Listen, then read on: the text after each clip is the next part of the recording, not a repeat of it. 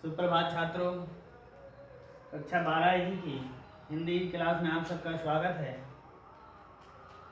हम सब पढ़ रहे थे समास और समासों में सभी समासों के बारे में मैंने थोड़ा थोड़ा बता दिया था और कल के वीडियो में अव्ययी भाव समास को समझाया था। अव्ययी भाव समास के बारे में हमने बताया था कि जिस समास का पूर्व पद प्रधान हो, पूर्व पद प्रधान होना चाहिए। पहला पद अव्यय भी होता है और पहला पद उपसर्ग भी होता है। जिस समास का पहला पद प्रधान हो, पहला पद अव्यय हो और पहला पद उपसर्ग भी हो, इस प्रकार से जिस समास का होता है, ये सारी चीजें जो समास में पाई जाएं, वो समास अव्ययी भाव समास होगा। और एक और बात इसमें ये है कि अव्ययी भाव समास का जो पहले वाला पद है वो प्रधान होगा, अव्यय होगा, उपसर्ग होगा। और जब समस्त पद मिलकर के एक पद बनेगा, जब अव्ययी भाव समास बनेगा, समस्त पद मिलकर के बनेगा, वो सारा पद भी अव्यय होगा, अव्यय की भांति प्रयोग में होगा। जैसे हमने कल बताया था उपगंगम, एक शब्द बताया था उपगंगम। उपगंगम का अर्थ हमने बताया था गंगा के समीप, गंगा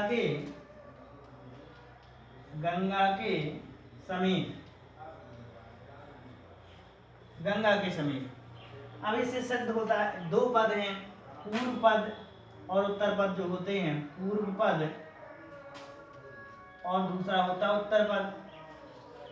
प्रधान पूर्व पद होना चाहिए।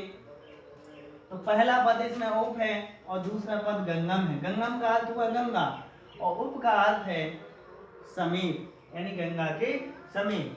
तो हम बात भाव से समझ आइए, गंगा के समीप किसकी बात हो रही है? गंगा की बात हो रही कि गंगा के समीप की बात हो रही है। जैसे हमने कहा गंगा के समीप पेड़ है, गंगा के किनारे पेड़ है, तो बात गंगा की हो रही कि गंगा के समीप जो पेड़ है उसकी बात हो रही। तो इससे भाव से समझिए, गंगा के किनारे जो पेड़ है उस पेड़ की बात हो रही, गंगा के किनारे पर की बात हो रही है। और किनारे का अर्थ उप से निकल रहा है, इसलिए पहला पद प्रधान होने से अव्ययी भाव समास हुआ। पहला पद प्रधान होने से अव्ययी भाव समास हुआ। ये तो हो गया। और ये उप शब्द उपसर्ग भी है और अव्यय भी है। अव्यय माने चाहे जैसी अवस्था हो, ये उप का उप ही रहेगा, इसमें कोई परिवर्तन नहीं होगा। और उपसर्ग, ये पहला पद उपसर्ग भी है। मैंने बताया था कि दो पद होते हैं, उपसर्ग और प्रत्यय। प्रत्यय शब्द के पीछे जुड़ते हैं और उपसर्ग शब्द के आगे जुड़ते हैं। अगला आज का टॉपिक है, इसी प्रकार से मैंने एक उदाहरण बता दिया, अगर सभी और उदाहरण बताएंगे तो समय भी लगेगा और वीडियो के माध्यम से इतना नहीं समझाया जा सकता है। आप घर पे एक एक अव्ययी भाव समास के उदाहरण को समझिए, जो ना समझ में पूछिए। अब आज का अगला टॉपिक है तत्पुरुष समास। तत्पुरुष समास छात्रों, तत्पुरुष समास का जो अर्थ है, माने उसकी परिभाषा है, वो मैं बताया था। प्रायेण उत्तर पदार्थ प्रधाना, उत्तर पदार्थ प्रधाना तत्पुरुषः, उत्तर पदार्थ प्रधाना तत्पुरुषः। अर्थात जिस समास का प्रायः हमेशा अक्षर उत्तर पद प्रधान हो, उत्तर माने दूसरे तरफ का, यदि दूसरे तरफ का पद प्रधान हो तो हम उसको तत्पुरुष समास कहेंगे। अब कैसे समझिए, धन के इस तरफ वाला जो पद जोड़ते हैं वो पूर्व पद कहलाता है और इस तरफ वाला उत्तर पद कहलाता है। अव्ययी भाव समास में हमने ये समझाया था कि पूर्व पद प्रधान होना चाहिए और तत्पुरुष समास का उत्तर पद प्रधान होना चाहिए। तो अब हम उत्तर पद की प्रधानता को समझेंगे। कैसे? जैसे जैसे एक उदाहरण है अश्वारूढ़, एक शब्द है बहुत अच्छा है, आप समझ जाइए। अश्वारूढ़, मैंने ये तो बताया था कि बगैर अर्थ का समास नहीं समझा जा सकता है, हमें हर शब्द का अर्थ ज्ञात होना चाहिए, तभी हम उसमें समास को क्लियर कर सकते हैं।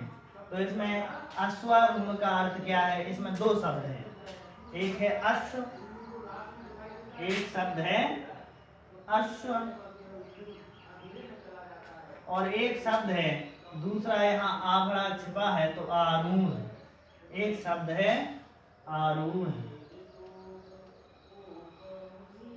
अब आरूढ़ शब्द का अर्थ होता है बैठा हुआ, चढ़ा हुआ, और अश्व माने घोड़ा, अर्थात चढ़ा हुआ, घोड़े पर चढ़ा हुआ या घोड़े पर बैठा हुआ, घोड़े पर बैठा हुआ। अश्वारूढ़ का अर्थ ही है घोड़े पर बैठा हुआ।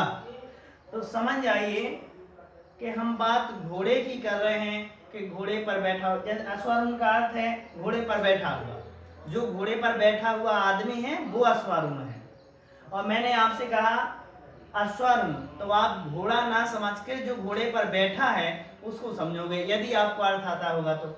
अश्वारूढ़ का अर्थ ही है घोड़े पर बैठा हुआ व्यक्ति, जो भी घोड़े पर बैठा है वो अश्वारूढ़ है।